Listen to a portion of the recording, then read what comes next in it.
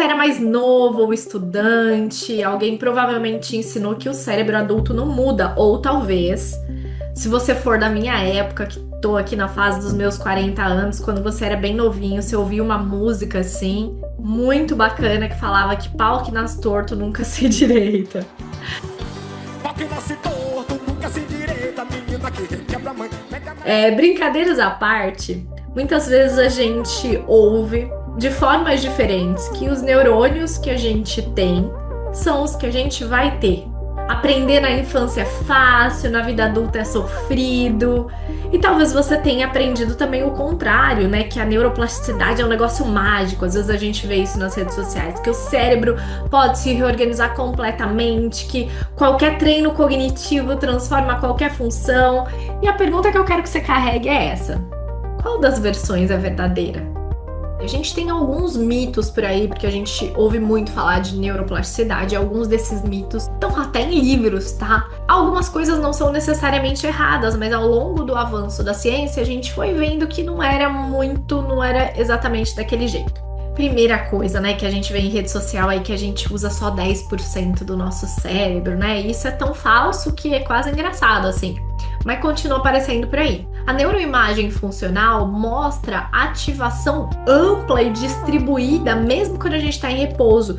Então, a rede que ativa quando você não está fazendo nada, né, que a gente chama de rede de modo padrão, ela está altamente ativa. Não existe área cerebral dormindo, esperando para ser desbloqueada. Pode vir de demanda dos próprios psicólogos, neuropsicólogos, mas às vezes também dos pacientes, achando que o que a gente vai fazer é destravar áreas ali do cérebro tão bloqueadas e que daí a pessoa vai conseguir desenvolver uma função, e não, né?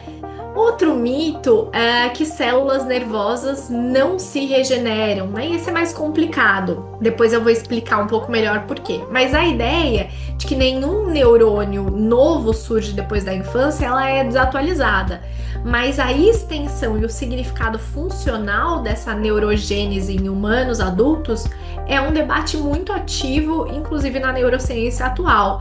Não é um mito simples que a gente vai falar falso ou verdadeiro, né? Não basta a gente só inverter, mas a incerteza científica ela é genuína com o que a gente sabe atualmente. Outro mito é que qualquer treino cognitivo melhora qualquer função. Não.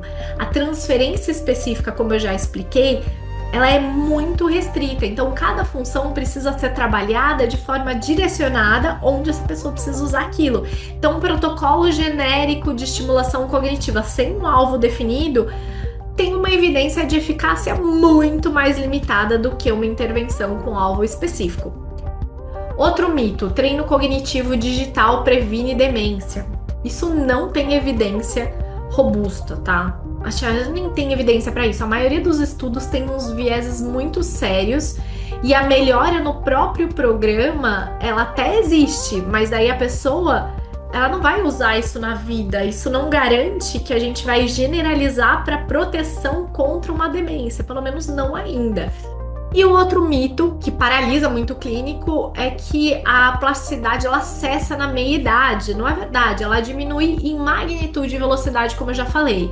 Mas adultos mais velhos respondem a intervenções estruturadas sim, né? E a gente tem o conceito de reserva cognitiva, que explica em parte por que algumas pessoas com muita lesão cerebral funcionam bem e outras com pouca lesão funcionam mal. O estilo de vida, ele vai modular a função cerebral e a capacidade de se beneficiar das intervenções cognitivas. Isso já é muito bem estudado. Exercício físico, sono, o interesse que essa pessoa tem, né, a motivação, controle do estresse, tudo isso tem um suporte bem consistente na literatura, tá?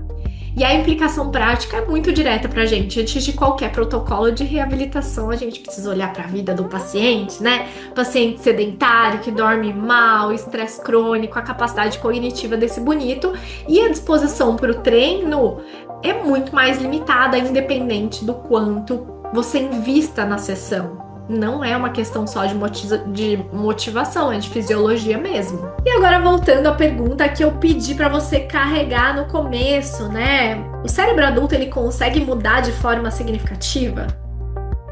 Né? Pau que nasce torto nunca se direita, né? Sim, mas não de qualquer forma, não com qualquer estímulo em qualquer prazo. Ele consegue mudar quando o treino é específico, dirigido, intenso o suficiente, contextualizando na vida daquele paciente especificamente. Então, quando os fatores de estilo de vida estão sendo cuidados, quando as expectativas são honestas sobre o que é possível fortalecer e o que precisa ser contornado, então a neuroplasticidade ela existe, né? É menor do que o marketing promete, aí maior do que o pessimismo clínico costuma assumir. O nosso trabalho é usar isso com precisão.